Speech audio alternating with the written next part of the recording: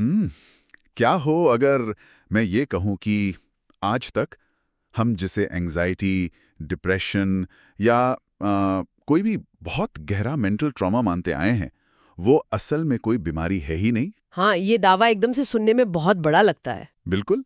मतलब क्या हो अगर ये सब आपके दिमाग के सॉफ्टवेयर में बस एक छोटा सा बग है, एक ऐसा बग जिसे एक साधारण गणितीय समीकरण से, मतलब एक मैथमेटिकल इक्वेशन से हमेशा के लिए फिक्स किया जा सकता है। और मजेदार बात यह है कि ये कोई ख्याली पुलाव नहीं है। सही बात है। तो आज के इस डीप डाइव में हम इसी क्रांतिकारी रिसर्च को डिकोड करने वाले हैं। हमारे पास जो स्रोत हैं आज, वो है ए खटाना के लाइफ लॉन्ग लर्निंग प्रोग्राम का एक बहुत ही दिलचस्प शोध पत्र।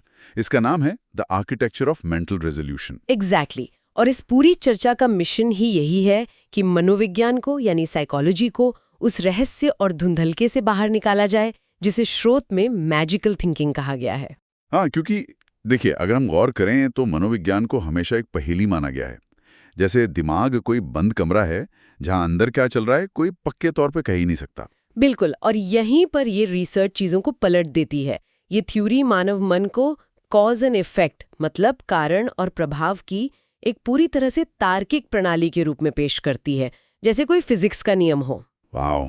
तो आज हम इसी नए नजरिए को समझने की कोशिश करेंगे। और इसके केंद्र में जो सिद्धांत है उसे यूनिफाइड कोर थ्योरी कहा गया है। ये कोई नई फिलॉसफी नहीं है, ये मानसिक जटिलताओं को तोड़ने का एक फर्स्ट प्रिंसिपल्स ढांचा है। फर्स्ट प्रिंसिपल्स मतलब चीजों को उनके सबसे बेसिक सच तक ले जाना, राइट? हाँ, बिल्कुल वही। ये थ्योरी कहती है कि मनोवैज्ञानिक कल्याण कोई जादू नहीं है, ये एक तंत्र है जिसे अगर हम सही तरीके से खोलें तो हर पुर्जे को समझा जा सकता है। ठीक है, तो इसे थोड़ा विस्तार से समझते हैं। इस कारण और प्रभाव के दावे में जाने से पहले हमें ये समझना होगा कि जिस सिस्टम को हम आज तक इस्तेमाल करते आ रहे हैं उसमें खराबी क्या है। ये बहुत जरूरी पॉइंट है। शोध के टेस्ट एंड स्कोर सेगमेंट में आधुनिक मनोविज्ञान की काफी तीखी आलोचना की गई है। हाँ, मैंने भी पढ़ा वो। उसमें सीधे तौर पर इसे जादुई सोच और अनुमान पर निर्भर बताया गया। होता यह है कि पारंपरिक तरीकों में जब कोई किसी समस्या के साथ आता है तो हम सिर्फ लक्षणों पर बात करते हैं। जैसे अगर कोई उदास है तो पूरा फोकस उस उदासी पर होता है। अच्छा, मतलब हम अंदाजा लगाते हैं कि शायद बचपन की कोई बात होगी या ऑफिस का स्ट्रेस होगा। एग्जैक्टली ये बहुत सैद्धांतिक हो जाता है।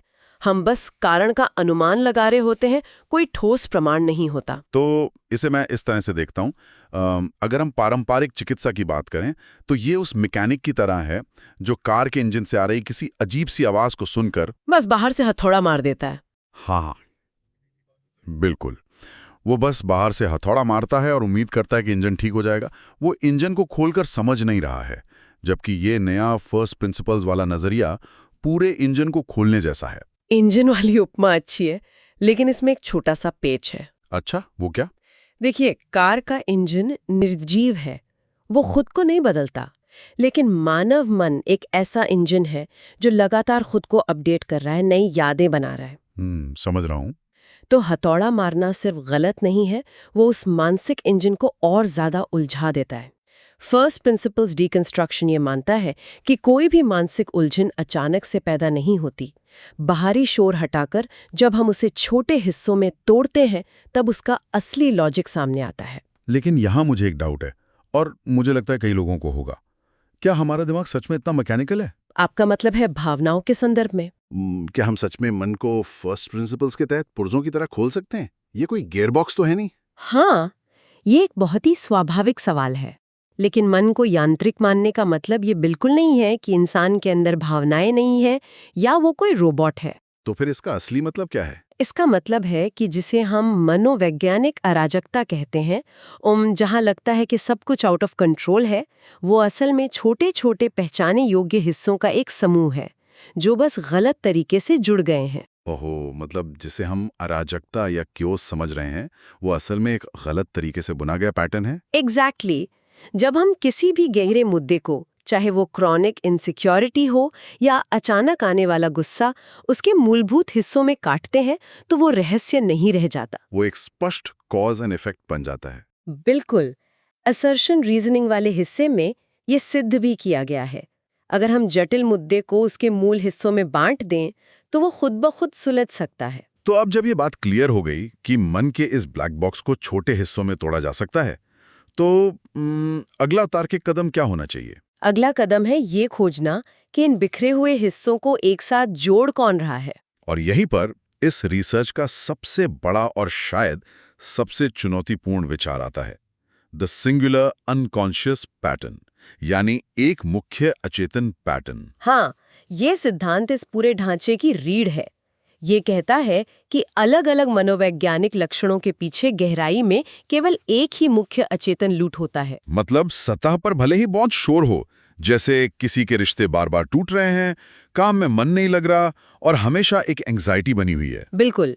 थ्योरी के अनुसार इन सबको अलग अलग बीमारियों की तरह ट्रीट करने के बजाय उस एक अचेतन पैटर्न को खोजना ही सबसे बड़ा बदलाव लाता है। लेकिन एक मिनट, यहाँ मुझे थोड़ा पुशबैक देना होगा। आप बताइए। अगर किसी व्यक्ति को क्लिनिकल डिप्रेशन है, साथ में एंग्जाइटी भी है, उसे नींद ना आने की भयंकर समस्या है, तो क्या ये कहना बहुत ज्यादा सिंपल नहीं हो गया कि इन सब का कारण बस एक सिंगल अनकॉन्शियस पैटर्न है? देखने में ये सरलीकरण लग सकता है, लेकिन क्योंकि पारंपरिक साइकोलॉजी तो हर लक्षण को अलग मानती है ना। नींद के लिए अलग डॉक्टर, एंग्जाइटी के लिए अलग थेरेपी। क्या हम इसे ज्यादा ही आसान नहीं बना रहे? देखिए, यहाँ हम जटिलता को आसान नहीं बना रहे हैं, हम जटिलता के मूल स्रोत को पहचान रहे हैं। शोध के विश्लेषणात्मक प्रश्न में इसे बहुत अच्छे से समझाया गया है। इसे एक स्मार्टफोन के ओएस की तरह समझिए। अच्छा, ऑपरेटिंग सिस्टम। हाँ, मान लीजिए फोन की बैटरी तेजी से गिर रही है, स्क्रीन फ्रीज हो रही है और वाईफाई भी डिस्कनेक्ट हो रहा है। और अगर हम पुराने तरीके से चलें तो हम हर ऐप को अलग से फिक्स करेंगे, बैटरी के लिए एक जुगाड़, वाईफाई के लिए दूसरा। एग्जैक्टली। लेकिन ये नया ढांचा कहता है कि पीछे बैकग्राउंड में एक सिंगल करप्टेड फाइल है जो ये सब क्रैश कर रही है। वाओ, ये बहुत मेक सेंस करता है। अगर हम उस करप्टेड फाइल को खोजकर हटा दें तो बाकी सारे लक्षण अपने आप खत्म हो जाएंगे। रूट कॉज को अलग करने से इंसान का सारा फोकस उसी एक पॉइंट पर आ जाता है जहां से असली बदलाव होगा। ठीक है, लेकिन यहाँ एक और उलझन है। क्या? ये बात सुनने में बहुत लॉजिकल लगती है कि करप्टेड फाइल खोजनी है, लेकिन सिर्फ ये जान लेना कि खराबी कहाँ है, उससे बीमारी ठीक तो नहीं हो जाती ना। डायग्नोसिस और इलाज में फर्क है। तो इस सब का असल में क्या मतलब है? और यहीं पर ये सिद्धांत थियोरी से निकलकर एक प्रैक्टिकल टूल बन जाता है। रिसर्च में इसे स्ट्रक्चर्ड इमोशनल लिटरेसी और प्रिंसिपल्ड डायलॉग का नाम दिया गया है, जो द रेजोल्यूशन प्रोटोकॉल के जरिए लागू होता है। हाँ, ये पारंपरिक थेरेपी की उस दिशाहीन बातचीत को रिप्लेस करता है जहां आप बस सोफे पर बैठकर जो मन में आए बोल रहे होते हैं। हाँ, वो तरीका तो मुझे बिना कंपास के जंगल भटकने जैसा लगता है। शायद आप बाहर निकल आएं या शायद सालों तक गोल गोल घूमते रहें। सही कहा। इसीलिए ये प्रोटोकॉल एक सटीक जीपीएस मैप की तरह काम करता है। इसमें 4 स्पष्ट चरण हैं। पहला, डीकंस्ट्रक्ट यानी विघटन। दूसरा, आइडेंटिफाई यानी पहचान। तीसरा, प्रोसेस यानी प्रक्रिया। और चौथा, एग्जीक्यूट यानी निष्पादन। ये थोड़ा ज्यादा टेक्निकल हो गया। क्यों ना हम इसे किसी रियल लाइफ एग्जाम्पल से समझें? बिल्कुल। एक उदाहरण लेते हैं। मान लीजिए एक व्यक्ति है जो एक कंपनी में मैनेजर है। वो हर समय काम करता है, माइक्रो मैनेज करता है अपनी टीम को और हमेशा इस एंग्जाइटी में रहता है कि कुछ गलत ना हो जाए। अब ये प्रोटोकॉल उस पर कैसे काम करेगा? बहुत बढ़िया उदाहरण है। चलिए इसे 4 चरणों में तोड़ते हैं। पहला चरण, डीकंस्ट्रक्ट। यहाँ मैनेजर अपनी एंग्जाइटी को हिस्सों में तोड़ेगा। वो देखेगा कि घबराहट असल में है किस बात की। डेडलाइन मिस होने का डर या टीम उसे इनकेपेबल समझेगी इसका डर? हाँ, वो इन भावनाओं को डेटा पॉइंट्स में अलग करेगा। वो सिर्फ ये नहीं कहेगा कि मैं स्ट्रेस्ड हूँ। समझ गया। फिर दूसरा चरण? दूसरा चरण है आइडेंटिफाई। अब वो इन पुर्जों के बीच उस सिंगल अनकॉन्शियस पैटर्न को खोजेगा। गहराई में जाने पर उसे शायद एक करप्टेड फाइल मिले जो कहती है, मैं केवल तभी वैल्यूएबल हूं जब मैं 100% परफेक्शन के साथ काम करूं। ओहो, मतलब परफेक्शन ही उसकी सेल्फ वर्थ बन गई है। एग्जैक्टली। ये वो डर है जो उसे माइक्रो मैनेज करवा रहा है। अब जब पैटर्न मिल गया तो तीसरा चरण, प्रोसेस कैसे होगा? यही स्ट्रक्चर्ड इमोशनल लिटरेसी का रोल आता है। प्रोसेस करने का मतलब सिर्फ रोना या चिल्लाना नहीं है। इसका मतलब है प्रिंसिपल्ड डायलॉग। वो एक स्ट्रक्चर्ड गाइड का उपयोग करके इस अचेतन विचार पर सवाल उठाएगा। वो पूछेगा, क्या सच में मेरी कीमत सिर्फ परफेक्शन से है? वो इस विचार के लॉजिक को तोड़ेगा। बिल्कुल। और फिर आता है आखिरी चरण, एग्जीक्यूट। जब वो मैनेजर उस परफेक्शन वाले लूप को तार्किक रूप से तोड़ देता है, तो निष्पादन का मतलब है उस नए लॉजिक को अपने डेली फैसलों में लागू करना। मतलब अगली बार जब टीम काम कर रही होगी तो वो बीच में टोकने के बजाय खुद को याद दिलाएगा कि कंट्रोल छोड़ना उसकी कीमत कम नहीं करता। हाँ, और ये बिना किसी मानसिक घर्षण के एकदम सहज तरीके से होगा। तो अगर मैं स्रोत में दिए गए नॉलेज इक्वेशन की बात करूं तो वो इसी को गणित के फॉर्मूले में रखता है। First principles logic plus emotional literacy multiplied by root pattern identification is equal to predictable psychological success. एकदम सटीक। मतलब सिर्फ भावनाओं को महसूस करना, जैसे सिर्फ डरना या गुस्सा करना, कचरा बाहर निकालने जैसा है। लेकिन इमोशनल लिटरेसी लॉजिक ये समझना है कि वो कचरा किस फैक्ट्री से आ रहा है, ताकि आप फैक्ट्री बंद कर सकें। मैं इस उपमा से पूरी तरह सहमत हूँ। भावनाओं को महसूस करना काफी नहीं है, उन्हें डिफाइन करना और प्रोसेस करना आना चाहिए।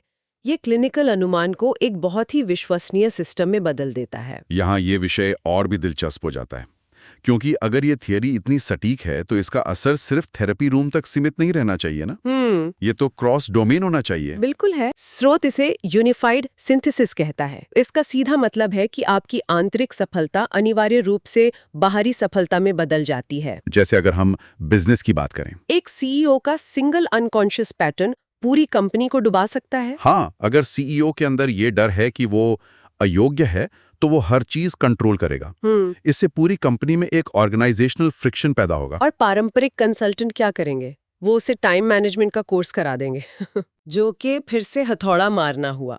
जब तक रेजोल्यूशन प्रोटोकॉल से वो पैटर्न डिकंस्ट्रक्ट नहीं होता, कंपनी का फ्रिक्शन खत्म नहीं होगा।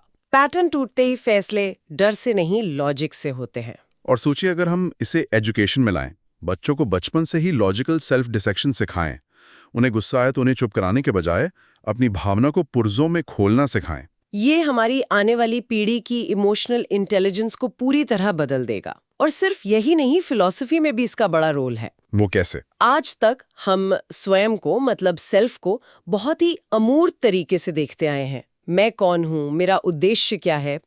ये ढांचा इसे अप्लाइड लॉजिक की ओर ले जाता है। हम अमूर्त सोच से निकलकर तार्किक रूप से देखते हैं कि हम कैसे प्रोग्राम किए गए हैं। तो आज के इस पूरे डीप डाइव को अगर हम समेटें तो सबसे बड़े स्ट्रैटेजिक टेकअवेज यही हैं कि मतलब हमें अनगिनत लक्षणों को मैनेज करना बंद करना होगा। एग्जैक्टली। उसकी जगह उस एक अचेतन पैटर्न पर फोकस करना होगा। हाँ, और दिशाहीन सोच की जगह एक संरचित गाइड अपनानी होगी। बिल्कुल। अब इन सब तार्किक और वैज्ञानिक बातों के बाद मेरे दिमाग में एक बहुत ही अजीब लेकिन प्रोवोकेटिव ख्याल आ रहा है। अच्छा, वो क्या? स्रोत में ये सीधा लिखा नहीं है, लेकिन इसकी बुनियाद यहीं से जुड़ती है।